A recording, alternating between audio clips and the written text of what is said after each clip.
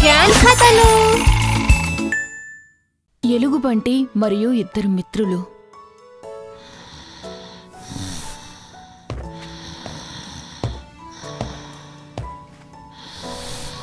హే, మ్యాచ్కి లేట్ అయింది పదా. లేదు, నేను రావట్లేదు. ఏంటి మళ్ళీనా? నువ్వు టీం ఆడతానని మాట ఇచ్చావు కదా. ఇలా ఎప్పుడు మాట తప్పుతా ఉంటే నిన్నెవరూ నమ్మరు. అలాగే నీకు ఫ్రెండ్స్ ఎవరు ఉండరు. ఎందుకలా అంటున్నావు? అయితే మనం ఇప్పుడు ఒక ఎలుగుబంటి ఇంకా ఇద్దరు ఫ్రెండ్స్ కదిందాం, నీకే తెలుస్తుంది. ఒక ఊర్లో శామ్, పీట్ అని ఇద్దరు మంచి మిత్రులుండేవారు. ఒకరోజు వాళ్ళిద్దరూ ఒక దట్టమైన అడవి గుండా పట్టణానికి వెళ్తున్నారు. కలిసి ప్రయాణించడం మంచిది, ఒకరికొకరు తోడుగా ఉంటాం.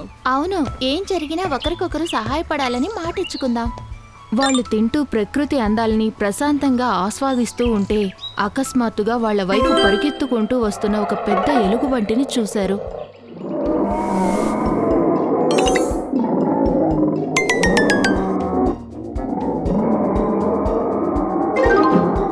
అమ్మో, ఎలుగుబంటి!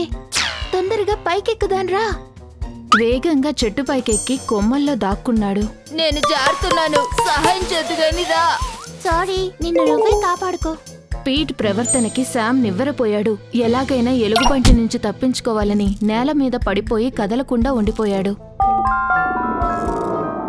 ఎలుగుబంటి శామ్కి దగ్గరగా వచ్చి తన పొడవైన ముక్కుతో ఒళ్లంతా వాసన పట్టింది. శామ్ ఊపిరి బిగించుకొని చనిపోయిన వాడిలా పడిపోయున్నాడు. అనుకున్నట్టుగానే ఎలుగుబంటి అక్కడి నుంచి వెళ్లిపోయింది. ఎలుగుబంట్లు చనిపోయిన వాళ్లను ముట్టుకోవు. అప్పుడు చెట్టు దిగిన పీట్ శామ్ దగ్గరికి వచ్చి, ఆ ఎలుగుబంటి నీ చెవులో ఏమైనా చెప్పిందా? శామ్ నవ్వుతూ, నీకు తెలుసా, అది నాకు ఒక గొప్ప సలహా ఇచ్చింది.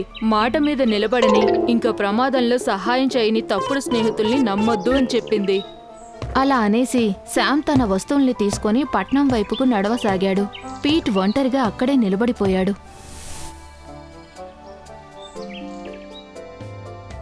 అంటే మనం ఎప్పుడు ఇచ్చిన మాట తప్పకూడదు, అంతేనా? అవును, అంతే వింటూ. ఇప్పుడు ఆడడానికి నువ్వు రెడీనా?